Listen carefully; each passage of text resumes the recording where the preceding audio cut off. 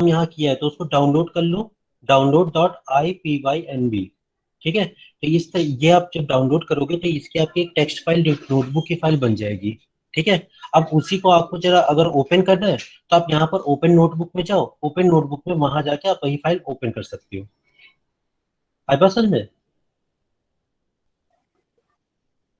Sir तो जैसे for परसों भी तो एग्जांपल हमने मैं की ओपन थी। कर रहा हूँ, ठीक है, ओपन करने पे जैसे मैंने फॉर एग्जांपल ये किया, कौन सी तुम्हारी फाइल थी, नहीं ट्यूटोरियल, नम पाई वाली थी सर। हाँ, जैसे ये तो ये है इंट्रोडक्शन टू नमपाई। ठीक है, फॉर एग्जांपल ये किया तो इसको हमने ओपन कर लिया, यहाँ पर आ गई आपकी फाइल। ठीक है, अब ये शो हो जाएगी आपकी जो भी फाइल है वो आपकी यहाँ पर आपकी शो होगी, जो भी मैंने काम उसमें करवाया था आपको। ये देखो, ये वही काम आ गया आपका। ठीक है, आपका 1D एरे आ गया, टाइप आ गया। ठीक है, तो अब इसी में समझा दूं या दोबारा करवा के समझाऊं? सर इसी में समझा दो। इसी में मैं समझा दें? समझा दूँ तुझे, हाँ रह तू सर। बाद में, अभी आगे चलने दे। भाई समझ नहीं रहे, तू ना समझाने का कुछ भी। देखो बेटा, आपस में बात मत करो, जो भी प्रॉब्लम है बस मुझसे डिस्कस करो, I will solve all the problems. ठीक है, सर शॉर्ट में बता दो एक बार। देखो सबसे पहले क्या है कि आपको कोलैब मैंने क्यों यूज करवाया है आपका, क्योंकि कई लोग कह रहे थे पाइथन वो यूज कर रहे हैं, कुछ लोग पाइथन आइडियल यूज कर रहे हैं, कुछ लोग एनाकोंडा यूज कर रहे हैं, तो मैंने students have different different problems to install that NumPy. ठीक है, तो कई लोगों के साथ ये प्रॉब्लम्स आ रही है, तो यहाँ पर कोलैब में क्या है कि आपको कुछ भी इंस्टॉल करने की जरूरत नहीं है, डायरेक्टली आप बस अपनी लाइब्रेरी को इंपोर्ट करोगे और डायरेक्टली उसको यूज कर सकते हो। ठीक है, तो पहला तो इसलिए मैंने कोलैब आपको यूज करवाया था। नेक्स्ट अब हम नमपाई स्टार्ट करते हैं, तो नमपाई क्या होता था आपका? नमपाई, नमपाई का फुल फॉर्म क्या है आपका? Numerical Python programming language. ठीक है, ये आपका मेनली डेटा एनालिसिस के लिए यूज किया था, जितने भी मैथमेटिकल फंक्शंस है, फोरियर ट्रांसफॉर्मेशन है, all the things will be done by नमपाई। ठीक है, तो अब यहाँ पर क्या कर रहे थे कि हम लिस्ट भी यूज कर सकते थे, बट एरे हम यूज कर रहे हैं because of NumPy is more fast convenient than the list. ठीक है, तो अब वो चीज कैसे थी वो आप पहले से अपने पाइथन में देख सकते हो। अगर थोड़े से पाइथन की नॉलेज है आपको तो आप उसमें देख सकते हो कि कैसे वो ज्यादा फास्ट है आपका एरे, नमपाई सॉरी। ठीक है, तो ज्यादा फास्ट है, ज्यादा कन्वीनियंट है, इसलिए हम नमपाई यूज कर रहे थे। अब नमपाई में आप देखते हैं array, first array 1D array कैसे बनाते हैं। तो सबसे पहले आपने क्या किया, इंपोर्ट कर लिया कि इंपोर्ट नमपाई एज एनपी। तो किसी भी लाइब्रेरी को, नमपाई की लाइब्रेरी को अगर आपको यूज करना है तो उसको पहले इंपोर्ट करना पड़ेगा, तो उसके लिए कमांड क्या है, इंपोर्ट नमपाई एज एनपी। अब नमपाई को हम एनपी से डिनोट करते हैं यहाँ पर। ठीक है, तो अब कभी भी हम नमपाई को यूज करना है तो एनपी डॉट करके हम यूज कर सकते हैं इसको, तो इंपोर्ट नमपाई एज एनपी। ठीक है, अब उसके बाद हमें 1D एरे बनाना है, तो 1D एरे के लिए हम क्या करेंगे, एक्स एक आपने वेरिएबल मान लिया is equal to NP dot array, और यहाँ पर लिस्ट क्रिएट हो गई 1 2 3। ठीक है, अब उसी को एक्स को करके हमने यहाँ पर प्रिंट करा लिया। तो अब यहाँ पर पाइथन के साथ ये फायदा है कि हमको प्रिंट वगैरह करने की जरूरत नहीं है। If you want to do then you can do also, like you can see here, मैंने प्रिंट यहाँ पर लिखा और सेम आउटपुट तब भी आ जाएगा आपका।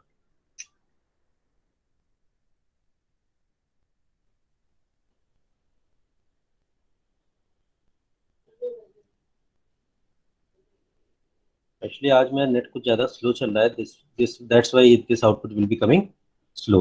देखो अब यहाँ वहीं पर आ गया ना आपका आउटपुट जो है 1 2 3, यहाँ पर भी 1 2 3। अगर आप यहाँ पर एक्स केवल कॉल कराते हो तो एक्स भी आपका यही सेम आउटपुट देगा। ये देखो, ठीक है, तो इस तरीके से आप प्रिंट करा सकते हो 1D एरे। अब 1D एरे में आपको क्या जानना है कि किस टाइप का डेटा टाइप है आपका वहां पर, तो एक्स डॉट डी टाइप आप करोगे तो वहां पर आपका डेटा टाइप पता चल जाएगा। डेटा टाइप क्या है यहाँ पर, INT64, क्योंकि यहाँ पर सारे के सारे इंटीजर्स आप यूज कर रहे हो।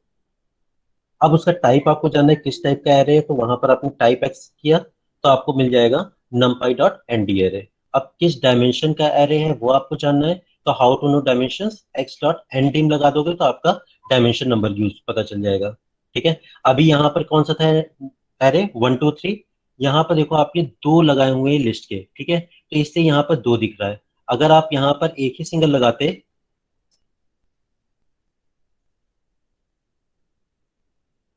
ठीक है, अब इसको रन कराया मैंने, ठीक 1 2 3। अब यहाँ पर चेक करो आप कि क्या आपका डायमेंशन आएंगे, यहाँ पर देखो 1 डायमेंशन आ गया। ठीक है, तो अगर यहाँ पर हमने 2D बनाया होता तो यहाँ पर डायमेंशन आपके 2 आ जाता। ठीक है, अब एक्स आपको जितने नंबर ऑफ एलिमेंट्स कितने हैं, एरे का साइज क्या है, तो आपको क्या जानना है, एक्स डॉट साइज किया, यहाँ पर 3 आ गया, क्योंकि 3 क्यों है यहाँ पर नंबर ऑफ एलिमेंट्स कितने हैं, 3 है। ठीक है, फिर उसके बाद एक्स डॉट शेप आता है। अब आपको शेप जानना है कितने बाय कितने की आपकी एरे है, तो एरे कितने बाय कितने का है, एक्स डॉट शेप आपने किया 1,3 का आ गया, मतलब आपकी कितने हैं, 1 रो है और 3 कॉलम्स है। ठीक है, तो इस टाइप से 1,3 आ गया। अब उसके बाद आपको करना है 2D एरे कैसे बना सकते हो। 2D एरे के लिए आप क्या करोगे कि x is equal to NP dot array, जैसे मैंने वहां पे किया था वैसे यहाँ पर आप 2 बार एरे को कॉल करा दोगे, तो यहाँ पर आपका 2D एरे बन जाएगा और x को प्रिंट करा दिया, तो इस टाइप से बन गया। सेम आप यहाँ पर 2D एरे में भी टाइप निकाल निकाल सकते हो, ठीक है, साइज निकाल सकते हो, शेप निकाल सकते हो, each and everything what ever you can do in the 1D array, same thing you can do in the 2D array also.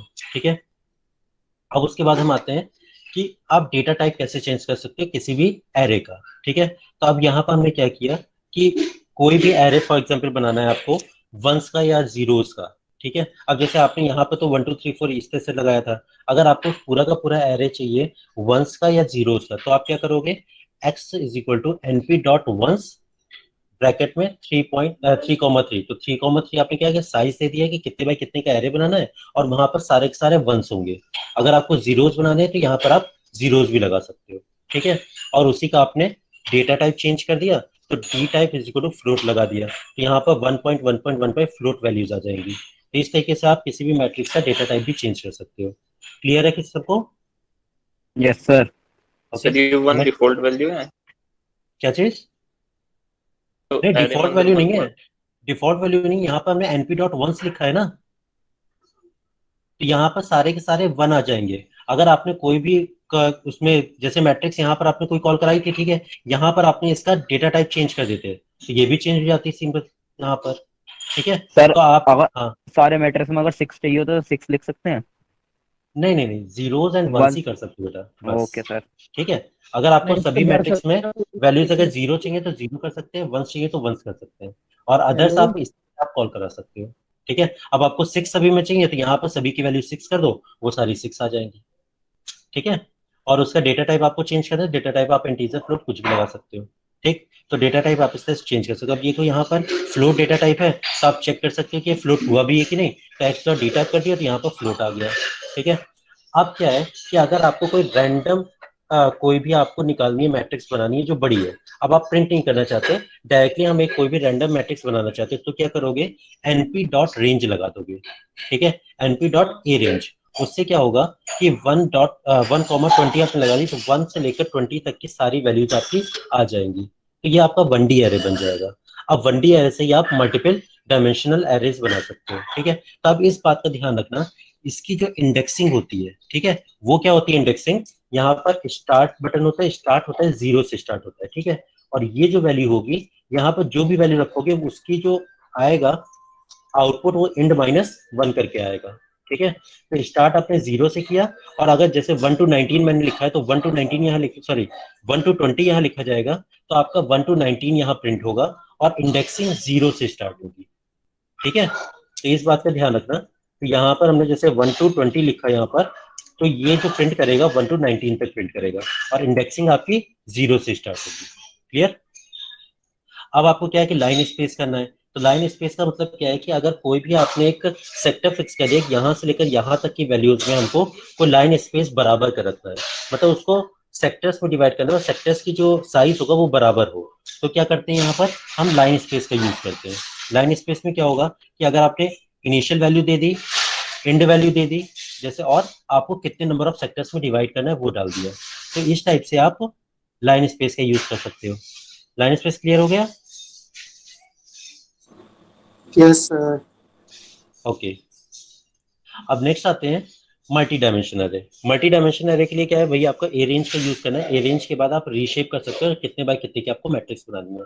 तो आपने सबसे पहले तो एक 1D एरे कॉल कराई, np डॉट ए रेंज 1,13 और रीशेप कर दिया उसको 3,4 में।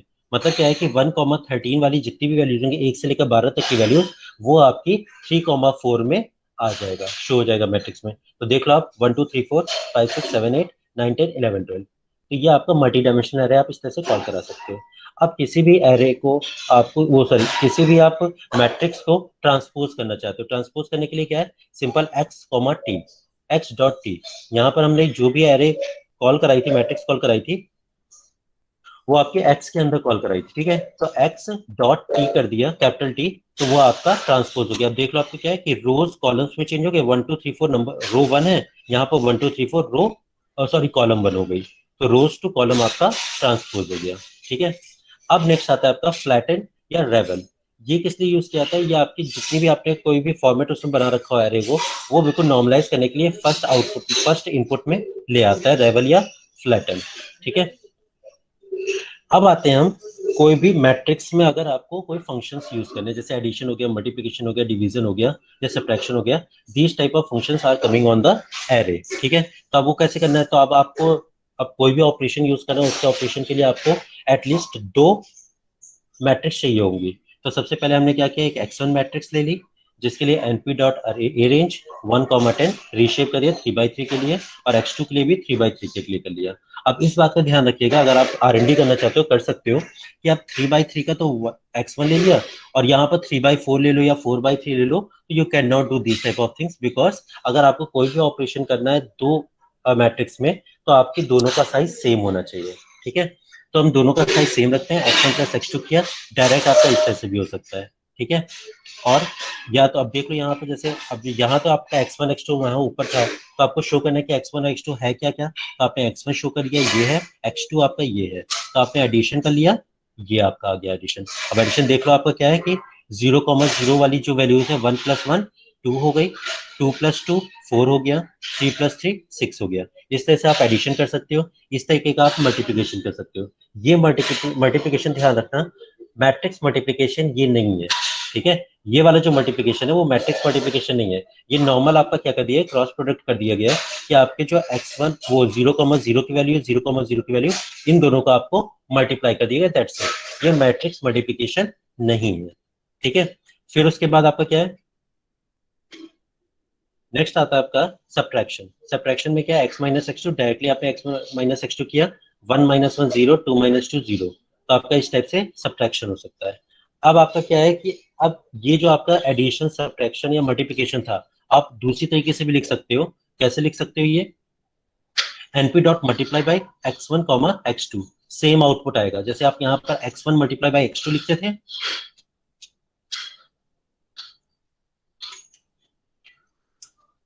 x1 multiply by x2। ठीक है, यहाँ पर जैसे ये लिखते थे, वैसे वही आउटपुट सेम यही आता था आपका, और np dot multiply by x1 x2 लिखोगे तभी सेम आउटपुट आएगा। देख लो आप क्या आउटपुट आ रहा है अभी, np dot multiply x1 x2 का मल्टीप्लाई वो मल्टीप्लिकेशन ये आ रहा है। ठीक है, अब x1 का मल्टीप्लाई बाई x2 का भी क्या हो गया,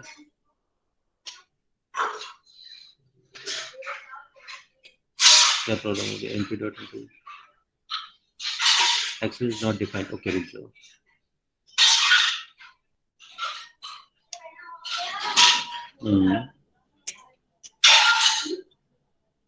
Let's see x1. Okay, x1 is not there. तो सिंपल आप पहले x1 की यहाँ पे जैसे प्रॉब्लम आ रही है, तो आप x1 और x2 को दोबारा कॉल करा लो यहाँ पर। ओके, और यहाँ पर आप x1 मल्टीप्लाई बाई x2 करेंगे, राइट, सेम आपका आउटपुट वही आ गया। ठीक है, अब आप x1 मल्टीप्लाई बाई x2 भी कर सकते हो सेम, और np dot multiply by x1 x2 भी कर सकते हो, सेम आउटपुट आपका आ जाएगा। ठीक है, इसी तरह आप एडिशन भी कर सकते हैं, np dot add x1 x2, इस तरह से आप एडिशन भी कर सकते हैं, इस तरह से आप सब्ट्रैक्ट भी कर सकते हो। ठीक है, आप x1 - x2 भी लिख सकते हैं, या तो np dot subtract x1 x2 भी लिख सकते हो, सेम ही आपका आउटपुट। ठीक है, अब हम आते हैं मैट्रिक्स मल्टीप्लिकेशन में। मैट्रिक्स मल्टीप्लिकेशन आप 2 तरीके से कर सकते हो, x1 @ x2 लिखकर भी मैट्रिक्स मल्टीप्लिकेशन कर सकते हो, या x1 डॉट x2 करके भी आप मैट्रिक्स मल्टीप्लिकेशन कर सकते हो, दोनों का आउटपुट सेम आएगा। ये है आपका रियल मैट्रिक्स मल्टीप्लिकेशन। ओके, अब आपको किसी भी मैट्रिक्स की मैक्सिमम वैल्यू निकालनी है। ठीक है, तो आप कैसे निकाल सकते हो, x1 डॉट मैक्स लिखोगे तो डायरेक्ट आपका मैक्सिमम वैल्यू निकलेगी। जैसे फॉर एग्जांपल आपका x1 की वैल्यू ये 1 2 3 4 5 6 7 8 9, which one is maximum value in the x1 array, ये आपका 9 है, तो same output will be coming 9। Same to same in the x2 में भी आप देख सकते हो, x2 की मैक्सिमम वैल्यू देखोगे तो ये भी 9 ही आएगी। अगर x2 आपकी कोई और चेंज होगा, उसमें जो वैल्यू होगी वो आपका इसी कमांड से आ सकता है, x2 डॉट मैक्स। अच्छा, लास्ट लेक्चर में किसी के साथ ये प्रॉब्लम आई थी, x2 डॉट मैक्स काम नहीं कर रहा था, आज आया है वो?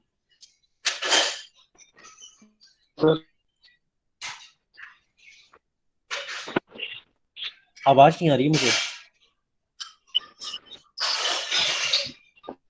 ओके एनीवेज, ठीक है। अब जैसे मैक्सिमम वैल्यू आपकी निकाली, तो मैक्सिमम वैल्यू की लोकेशन क्या है, उसकी इंडेक्सिंग क्या है। तो जैसे मैंने आपको स्टार्टिंग में बताया था कि यहाँ पर जो भी हम कॉल करते हैं वो क्या है कि 1,10। 1,10 का मतलब क्या है कि ये जो स्टार्ट वैल्यू है वो कहाँ से स्टार्ट होती है, इंडेक्स 0 से स्टार्ट होती है, ठीक है। और 10 जो इंड वाली वैल्यू है वो 10-1 तक जाएगी, ठीक है। तो ये 1,9 तक तो जाएगी, लेकिन इंडेक्स वैल्यू कहाँ तक जाएगी, 0,8 तक, ठीक है। तो अब यहाँ पर इसकी इंडेक्सिंग वैल्यू क्या होगी, बताओ जरा मुझे कोई।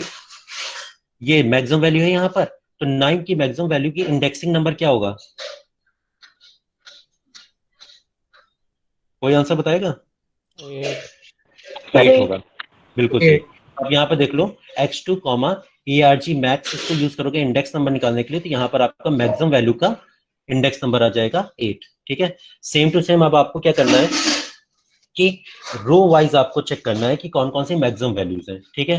तो रो वाइज आपने देख लिया कि पहली रो में कौन कौन सी मैक्सिमम वैल्यू है। तो ये वाली रो में मैक्सिमम वैल्यू 3 आ गई, इस रो में मैक्सिमम वैल्यू आपकी 6 आ गई, इस रो में आपकी मैक्सिमम वैल्यू 9 आ गई। सेम टू सेम आपको अगर कॉलम भी देखना है तो कॉलम के लिए क्या कर दोगे, एक्सेस इज इक्वल टू 0 कर दोगे, तो आपका आउटपुट क्या आ जाएगा, 7, 8, 9। तो आप देख लो कॉलम वाइज में एक्सेस इक्वल टू 0 कर दिया, आपका 7, 8, 9 आ गया आंसर। यहाँ तक क्लियर है सभी को, ठीक। अब सेम टू सेम आप मिनिमम चेक करो, x1 में मिनिमम वैल्यू क्या है, x1 डॉट मिनिमम 1 आ गई। x1 डॉट ARG min, मतलब आपको क्या गया, इसका मतलब क्या ARG min का, अभी जस्ट मैंने बताया था ये किस काम आता है, इंडेक्स के लिए। फॉर इंडेक्स, ठीक है। तो आपका जो 1 मिनिमम वैल्यू उसकी इंडेक्स क्या है, आपकी 0 है, क्लियर। अब मिनिमम वैल्यू भी आपको निकालनी है रो वाइज और column wise, you can write like this, x1 dot min x is equal to 1 row wise के लिए, और x1 dot min x is equal to 0 column wise के लिए, ठीक है। तो ये आपका मिनिमम वैल्यूज के लिए भी आप कॉलम वाइज और रो वाइज निकाल सकते हो, ठीक है। अब नेक्स्ट आता है आपका समेशन। समेशन आप कैसे किसी मैट्रिक्स का निकालते हो, x1 डॉट सम करोगे तो उसका मैट्रिक्स का समेशन आ जाएगा, ठीक है। अब आपको समेशन क्या चाहिए, रो वाइज या कॉलम वाइज चाहिए, तो same to same x is equal to 1 करोगे रो वाइज का समेशन आ जाएगा, और x इज इक्वल टू 0 करोगे तो कॉलम वाइज का समेशन आ जाएगा, ठीक है। अब इसी तरह आप किसी भी मैट्रिक्स का मीन निकाल सकते हो, x1 डॉट मीन करोगे तो उसका मीन आ जाएगा, np डॉट मीन करोगे तो तब भी उसका मीन आ जाएगा, तो दोनों आपके सेम ही होंगे, ठीक है। आप इस तरह से भी निकाल सकते हो और इस तरीके से भी निकाल सकते हो। फिर आता है आपका स्क्वायर रूट। स्क्वायर रूट के लिए भी आप ये np dot square root RT x1 लिखोगे तो इससे आपका स्क्वायर रूट निकल आएगा। अगर आपको स्क्वायर निकालना है तो स्क्वायर भी आपका np डॉट स्क्वायर से भी आपका x1 निकल आएगा, ठीक है। दिखाऊं मैं करके या हो नो जाएगा, सर, ठीक है। हो जाएगा सर। चलो ठीक है। आप स्टैंडर्ड डेविएशन निकालते हो तो np dot standard deviation x1 करोगे तो उसका मैट्रिक्स का स्टैंडर्ड डेविएशन निकल आएगा। आपको लॉग निकालना है, लॉग बेस 10, लॉग बेस ई, लॉग बेस 2, तीनों आपका इसी तरह निकल आएगा, np डॉट लॉग x1 निकल आएगा, np dot log base 10 x1, इस तरीके से आपका निकल आएगा, ठीक है। ये सॉरी यहाँ पर गलती से लिख गया, ठीक है। लॉग आपको निकालना है नॉर्मल लॉग, तो आपका इस तरह से निकलेगा। लॉग बेस 10 निकालना है तो इस तरीके से निकलेगा। लॉग बेस 2 निकालना है तो यहाँ पर आप 2 लिख दोगे, लॉग बेस 2 निकल आएगा, ओके। तो ये लॉगरिथम आप निकाल सकते हैं। एक्सपोनेंशियल निकालना है तो एक्सपोनेंशियल क्या, np डॉट एक्सपोनेंशियल x1, इस टाइप से आप निकाल सकते हो। यहाँ तक सबको क्लियर हो गया, यस सर। चलो ठीक है। तो ये था हमारा लास्ट लेक्चर, तक यहीं तक पढ़ा था एक्सपोनेंशियल तक ही।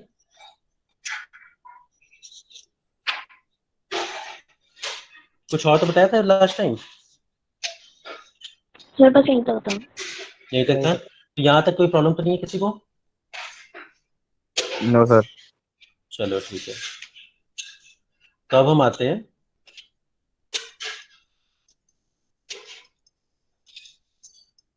अब आगे चलते हैं, ठीक है।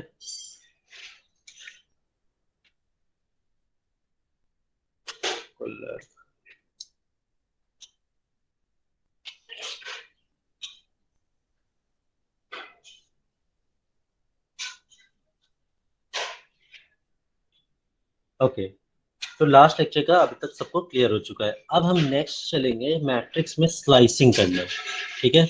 स्लाइसिंग पता है किसी को क्या होती है स्लाइसिंग, आपने ब्रेड का पैकेट देखा है? ब्रेड के पैकेट में क्या होता है, एक बड़ी सी ब्रेड होती है, उसको स्लाइस स्लाइस काटा जाता है, ठीक है। तो अगर हमारे पास कोई 3/4 5/6 की मैट्रिक्स है, तो पर्टिकुलर किसी का रो वाइज हमें निकालना है या कॉलम वाइज निकालना है, या किसी को रो निकाल लिया उसी को रिप्रेजेंट करना है, तो उसको हम कहते हैं स्लाइसिंग। तो अगर रो वाइज भी निकाल सकते हैं और कॉलम वाइज भी स्लाइसिंग कर सकते हैं, ठीक है। तो उसको हम कहते हैं स्लाइसिंग। तो अब यहाँ पर स्लाइसिंग हम कैसे यूज करते हैं वो हम देखेंगे, ठीक है। तो हैश स्लाइसिंग करनी है, ठीक है। तो वही आपको सबसे पहले क्या करोगे, आप numpy को कॉल कराओगे, ठीक है, इंपोर्ट करोगे। तो इंपोर्ट के लिए कमांड क्या होती है, कोई बताएगा मुझे?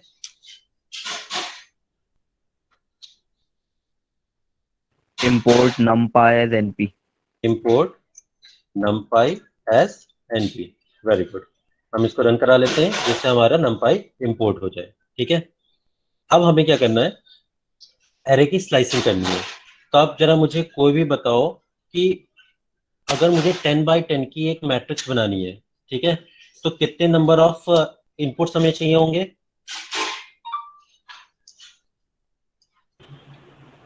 रेंज कहाँ से कहाँ तक जाएगी? 100 तक जाएगी। तो रेंज की वैल्यू बताओ, कमांड बताओ मुझे। जैसे मैं एक एक्स वेरिएबल में, सॉरी, np डॉट, बताओ मुझे, np dot range np dot a range. Very good. And 1 range क्या होगी हमारी? 1,101 1,101। Very good. dot Dot, reshape अब 10 रीशेप, 10 फिर उसके बाद 10,10। ओके। अब इसको हम किसी एक वेरिएबल में स्टोर करा लेते हैं, क्योंकि भाई हमें प्रिंट भी तो कराना है, ठीक है। तो एक हमने एक्स वेरिएबल में स्टोर करा दिया। अब हम क्या कराते हैं, प्रिंट। प्रिंट के लिए कमांड क्या है? तो सिंपल एक्स। सिंपल एक्स भी लिख सकते हैं या प्रिंट एक्स भी लिख सकते हैं, it's up to you only. Okay. अब इसको हम रन करा देते हैं।